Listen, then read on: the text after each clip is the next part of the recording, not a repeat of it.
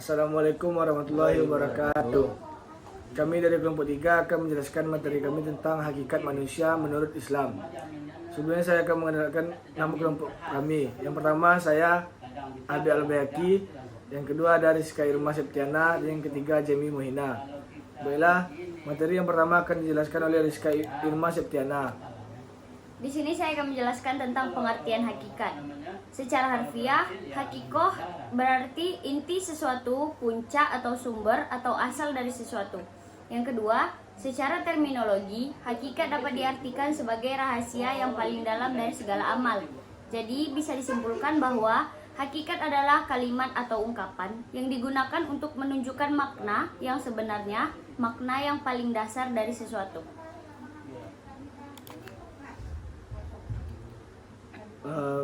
Berikutnya akan dibacakan oleh Jemi Muhina. Hakikat manusia menurut Islam.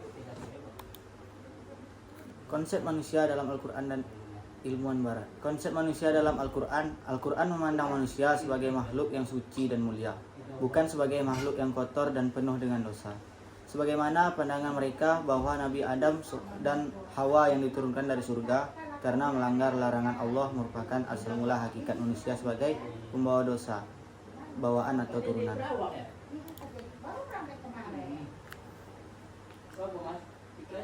Konsep manusia dalam ilmuwan Barat.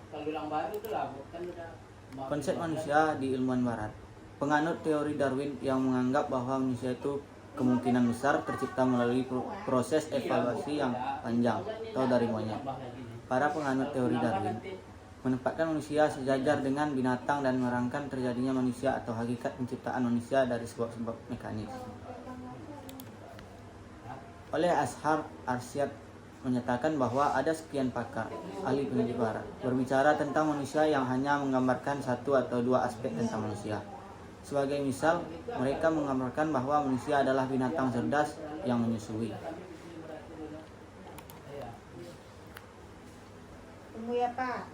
Asal-usul penciptaan.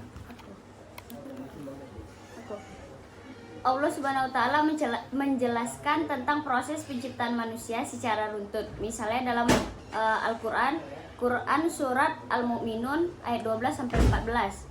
Yang artinya, dan sesungguhnya kami telah menciptakan manusia dari suatu saripati berasal dari tanah. Kemudian kami jadikan saripati itu air mani yang disimpan di tempat yang kokoh rahim. Kemudian air mani itu kami jadikan segumpal darah, lalu segumpal darah itu kami jadikan segumpal daging, dan segumpal daging itu kami jadikan tulang belulang. Lalu tulang belulang itu kami bungkus dengan daging, kemudian kami jadikan dia makhluk yang berbentuk lain. Maka Maha Suci Allah, pencipta yang paling baik. Dari ayat di atas ada beberapa proses penciptaan manusia yang dapat dijelaskan sebagaimana ayat di atas, yaitu yang pertama sulalah mintin atau saripati tanah. Saripati tanah yang dimaksud adalah suatu zat yang berasal dari bahan makanan, baik tumbuhan maupun hewan, yang bersumber dari tanah, yang kemudian dicerna menjadi darah, kemudian diproses hingga akhirnya menjadi sperma. Yang kedua ada nutfah atau air mani. Makna kata asal nutfah dalam bahasa Arab berarti setetes yang dapat membasahi. Dalam tafsir Al-Misbah, yang dimaksud dengan nutfah adalah pancaran mani yang menyembur dari alat kelamin pria yang mengandung sekitar 200 juta benih manusia, tetapi yang berhasil bertemu dengan ovum wanita hanya satu. Selanjutnya itu ada alaqoh atau segumpal darah. Alaqoh diambil dari kata alaka, yang artinya sesuatu yang membeku, tergantung atau berdempet, sehingga dapat diartikan sebagai sesuatu yang bergantung di dinding rahim. Kemudian mukhah atau segumpal daging. Dalam ilmu kedokteran, ketika sperma pria bergabung dengan sel telur wanita, intisari bayi akan lahir dan terbentuk.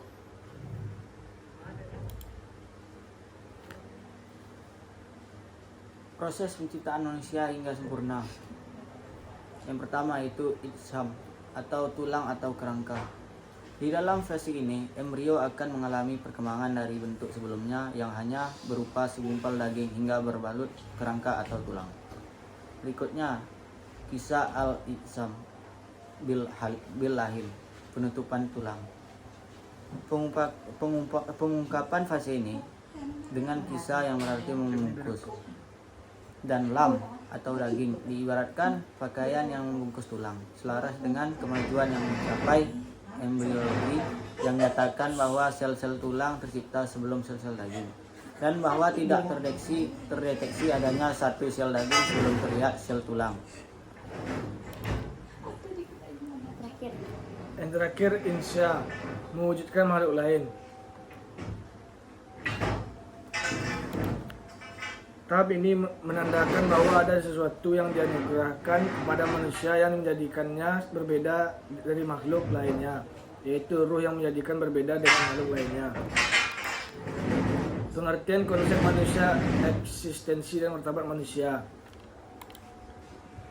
Eksistensi dan martabat manusia adalah manusia diciptakan ke dunia ini oleh Allah melalui berbagai rintangan, tentunya tiada lain untuk mengabdi kepadanya, sehingga dengan segala kelebihan yang tidak dimiliki makhluk Allah lainnya, tentunya kita dapat memanfaatkan bumi dan isinya untuk satu tujuan, yaitu mengharapkan ridha dari Allah Subhanahu wa taala.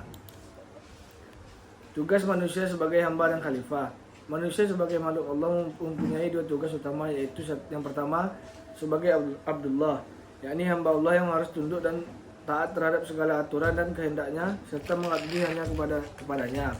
Yang kedua sebagai khalifah Allah di muka bumi, yang meliputi pelaksanaan tugas kekhalifahan terhadap diri sendiri. Hakikat penghambaan adalah ketundukan dan ketaatan total kepada Allah. Hamba Allah yang baik senantiasa ingat bahwa ibadah secara bagus dan istiqomah itulah tujuan penciptaan dirinya. Manusia juga mempunyai peran horizontal, yaitu sebagai khalifah Allah yang di muka bumi. Tugas khalifah adalah menjadi wakil Allah untuk mengelola dan memakmurkan bumi, karena Allah telah menyediakan semua yang ada di bumi untuk kesejahteraan manusia. Sudah seharusnya manusia merawat dan melestarikan segala fasilitas dari Allah sebagai bentuk syukur sekaligus pelaksanaan peran kekhalifahan. Sekian dari presentasi kelompok kami. Apabila ada kesalahan mohon dimaafkan. Jika ada pertanyaan silahkan tanya di kolom komentar. Assalamualaikum warahmatullahi wabarakatuh.